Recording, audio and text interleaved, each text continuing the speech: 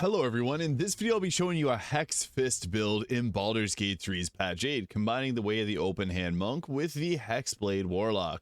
Now what's interesting about this is the extra attack from the Hexblade Warlock will stack with the Monk's extra attack as long as you're not in honor mode, making this a very powerful multi-class because the Open Hand Monk can get a lot of benefits from the Warlock itself, like the ability to see in darkness and also a lot of the different spells that we can buff ourselves up with. We don't need a spell casting combat when we got a bunch of buffs on ourselves. Now, we'll first start off with the Monk. I think the Monk just has a really good start. You can start with the Warlock, however, if you prefer. Now, this is multi-attribute dependent.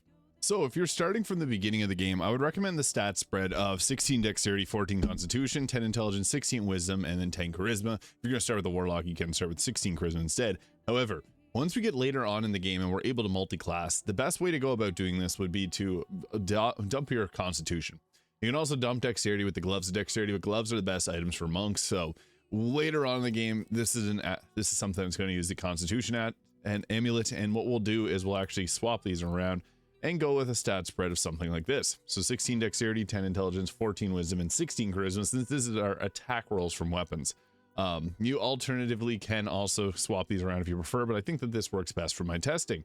And then we're going to obviously be countering the Constitution with the Constitution Amulet. And Strength Potions also work very well in this build, as you can take Tavern Brawler. It's not essential, but it does power spike this quite a bit. It makes it very overpowered. Level 2 Monks gets the bonus action, Step of the Wind, Dash, Disengage, and Patient Defense. And then level 3, we get to choose our subclass. Now, the Way of the Open Hand is by far the best. This gives us the Flurry of Blows, Topple, Stagger, and Push. You attack twice in quick succession, so if anything that adds damage to your attacks will double the damage that you add to your attacks. So this becomes pretty deadly quickly. We'll go ahead with that there. Into level 4, we get our Slow Fall, Resistance of Falling Damage, and we get to take a feat. Now, this is where I'd recommend the Tavern Brawler feat, and you can also take your strength up a bit. But Strength Potions really rely on this because your strength modifiers add twice the damage in attack rolls. If you don't want to use Tavern Brawler, take an ability score improvement on your Dexterity, but Tavern Brawler gets very strong. At level 5, this is when we get our extra attack and we get our Stunning Strikes. These are useful because you can stun a target with a melee weapon, so we can use things like Shadowblade and then also stun the target, meaning they don't get an attack or they don't get an action on their next turn. This is really good. Level 6 does give us the nice benefits of the manifestation of the soul, body, and mind. However, you can also go ahead and take the Hexblade Warlock at this point. I think that the wholeness of body is nice for that extra bonus action and regaining key points. So with that, we'll go with the level 6 here, and then we can multi-class and take in the Hexblade Warlock.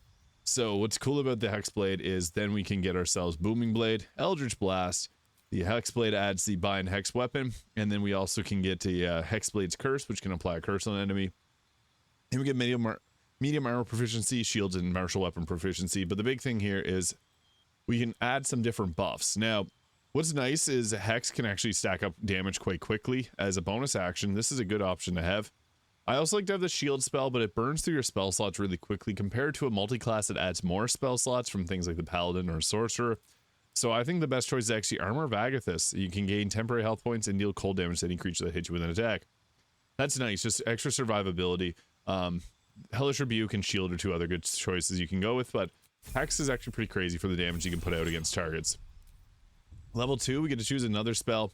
We can take Shield because it could save your behind. And for the Eldritch Invocation, we want Devil's Sight. The reason being, we can see in darkness because of this, and that's really good. We'll also go with Repelling Blast to boost up our Eldritch Blast even further.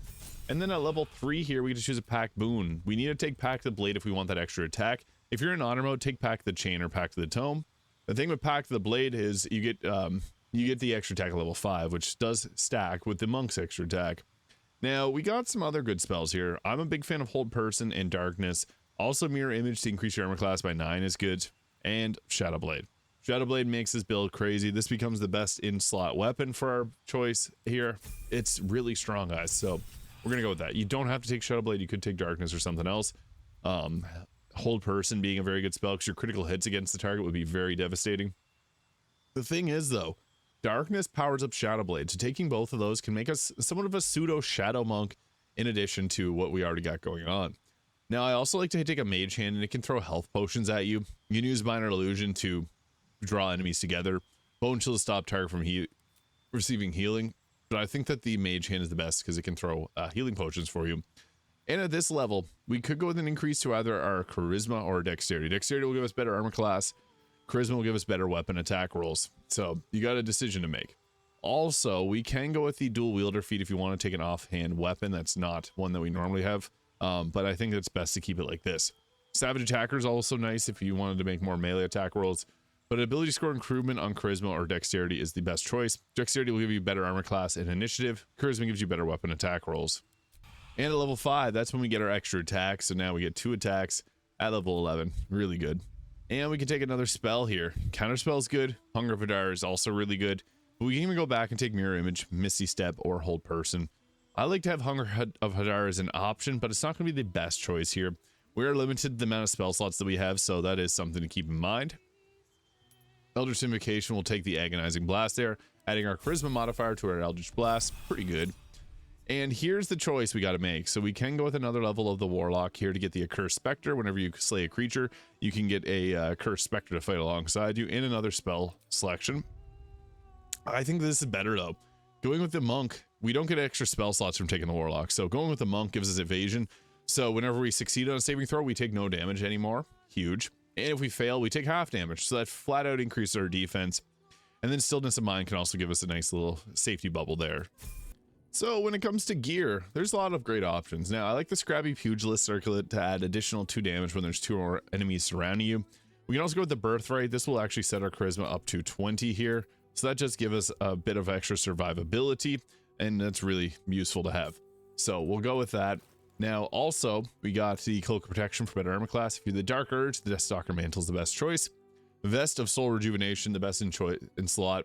Earlier on in the game, I would recommend using the Mighty Cloth or the Graceful Cloth. I think the Graceful Cloth is a really good one, giving a bonus to attack rolls. You can also use the Cat's Grace, so there's 3 different cloth options you can go with depending on if you want your strength up higher or your dexterity. The Gloves of Soul Catching. Additional 1d10 of force damage, and on an hit you get a 10 health back, or you get advantage on your constitution, and or you get advantage on attack rolls and saving throws. We also got the Boots of Uninhibited Kashigo here, so whenever you do an attack, you deal additional damage equal to your Wisdom modifier, so it's only a +2, not actually the absolute best. If you have the Illithid ability Drain, the Boots of Stormy Clamor will stack a Reverberation on the target. I also really like the Disintegrating Nightwalkers. This gives us a Misty Step, which is super useful because that's a big boost in our range. And Evasive Shoes are good for the increased armor class. We have a 20 AC, I guess once we remove the shield. This puts us at 19, so we got our Wisdom-based armor class, 3 from Dexterity. Not the highest AC, but we can set up Darkness to kind of protect ourselves. Now, I have the Staff of Spell Power here. You actually may prefer to use the shield in the offhand. But the big thing about the Staff of Spell Power right now is we can use the Arcane Battery to then give ourselves a free Shadow Blade. So we can pop that, we get our Shadow Blade for free. So that's really nice because then that keeps our spell slots ready. So then now we have our 3d8 Psychic Shadow Blade, which is really strong. And then with the Shadow Cloaked Ring, this will add an additional 1d4 damage against lightly or heavily obscured targets. And a lot of the times you're going to be getting this extra damage bonus. So that adds up. We also have the Amulet of Greater Health for, again, getting our Constitution up. Ring of Protection because we need a bit of extra survivability. And the Hellrider Longbow for the +3 to initiative. In our offhand, we can then take Dolor Amaris, which will give us an additional 7 points on a critical hit, which actually doubles because of Psychic damage in the Resonance Stone. So we got our main hand attacks with the Shadow Blade, and then we have bonus action abilities, which you can see there do quite a bit of damage. It's crazy how much you can put out with this build. And then, yeah, all of this put together makes this pretty effective. So I'll show you what this looks like in terms of combat. Before we get into combat, there's a few things we can go ahead with doing, like setting up Darkness for ourselves. But we can also apply Armor of Agathis. So this will give us an extra 15 health, and attackers will take 15 cold damage. So use up one of our spell slots. If we're going against a beefy target that has a lot of health, apply a Hex in your first bonus action, follow it up with a Flurry of Blows, which will double up the damage. But normally, we only have 2 spell slots, so Armor of Agathis and Darkness are the best choices. So the best part about Darkness, again, is you can set this up ahead of time, and it usually keeps you pretty safe. If you're in turn-based, you can blind people, and they won't really know what's happening, so you can literally get in there and get set up real easy.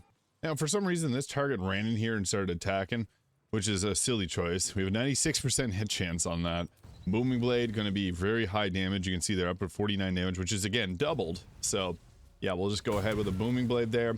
I'd recommend turning off dual wielding so you don't use your bonus action, because we have a much better bonus action with our flurry of blows. So all you need to do with this is just run around and stab them. A 99% chance, 84 damage on that. That is crazy. And the nice part about this is that Dolor Amaris adds an additional 14 damage on a crit, so becomes really devastating with the Resonant Stone and the Shadow Blade. And then for our next attack, we'll just follow it up with another action there. Boom. So that's our 3 attacks in our action, each one-shots. So then we can follow up with another Booming Blade on a target with a bit more health. That took them out. Perfect. Crazy amounts of damage. And then we can run up, find any target that's going to be high priority, like spellcasters, and go after them. We got a very unfortunately unlucky there, but I'm still going to run past them to try and hit this target here, because I think it's much more beneficial to take out this person with command versus watching out for the others. And that was enough to take them out. Perfect. And then we got our flurry of blows. And if you're in our key points, you got a bonus action one too. So what we can also do is we can push them into our darkness, so that if they didn't survive that, but if they did survive it, they'd be blinded. And then we can retreat to our little safety bubble there. If you need health, we got our soul snare heal, so that we can actually just free action heal 10 health. Boom. And if not, you get advantage on saving throws, which is also very good. So yeah, that's a nice way to go about our turn, taking out 7 targets. Crazy. It's our turn again, so this is another high priority target. So what we can actually do is you can use a stunning strike melee on a target, and if we don't end up taking them out, they'll be stunned, which is crazy. That did 58 damage. It's nuts.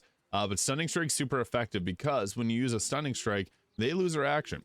Then we'll follow it up with a Booming Blade, 99% hit chance. Boom. Yeah, this will literally one-shot most humanoid targets. And anyone that's got more health, as I mentioned, you take out Hex and blast them with Hex. That actually did one shot, so that's nice. That shows that this isn't the absolute perfection build. But then we'll just go with another melee attack there. That should finish them off. 108 damage, of course. So that's pretty crazy. Now, these targets are a little bit too close to the wall. I can't actually run there. So I'll just run back to my bubble here, and you can do an arrow attack if you wanted to, but I'll just end my turn. Now, you can also summon in your mage hand, and what we can do is we can drop some items here that we may want our mage hand to use. So we have the sanguine explosion there. So yeah, we'll just end our turn. That's actually may explode. Our mage hand's dead. Our mage hand was going to throw that. He threw an item at it and exploded it. Yeah, that's the live or die bite. That kind of stuff happens. And then we can redirect missiles there. So boom, throw it back. That did quite a bit of damage. That was nice. So yeah. They're clever AI. That didn't completely destroy our darkness, because what's nice about that is fire will destroy it, but there's not enough fire there. So we're going to seek our vengeance. We're going to go after this target here. Booming Blade him. Yeah, that was enough to take him out. And then stunning strike this target, and that should be game. Boom, there it is. So yeah, that is much better of a Shadow Monk than the actual Shadow Monk, because we can actually utilize darkness. We get 3 attacks. This is pretty powerful. 3 attacks, and then your bonus action attack too. You got lots of options when it comes to combat. As I mentioned, if there's a target with more health, Hex. Blast them with the Hex, and then every single attack you do against them is going to do that 1d6 in necrotic, which does stack up. And then you can also recast it to another target, and go on and on and on and on. So yeah, that is a Hex Fist Monk Hexblade Warlock multi-class in Baldur's Gate 3. Let me know your thoughts in the comments. Hit the subscribe button below if you haven't already. Have yourself a great day, and we'll see you all in the next video.